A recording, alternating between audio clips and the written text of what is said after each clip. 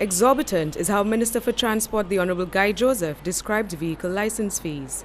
In articulating government's commitment to bring relief to vehicle owners, the increase, which came into effect exactly 1 year ago, has been reduced by 50%.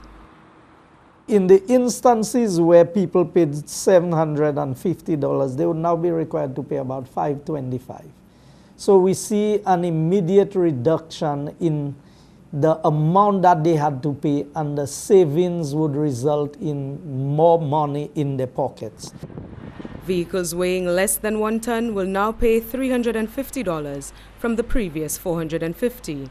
Trucks up to 3 tons will now pay $450, a savings of $100. And trucks over 5 tons will save $300 annually in road license fees.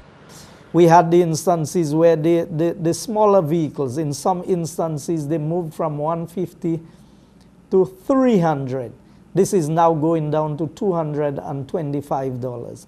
So across the board, you would see decreases in vehicular license fees.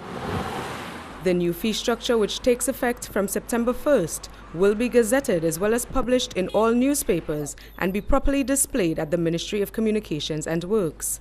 But the savings are not only for vehicle owners, according to Minister Joseph.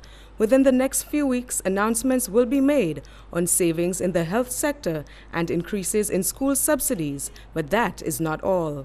An announcement would be made on the reduction on VAT, which we promised, and in some instances you may see places where the VAT would be wiped out completely.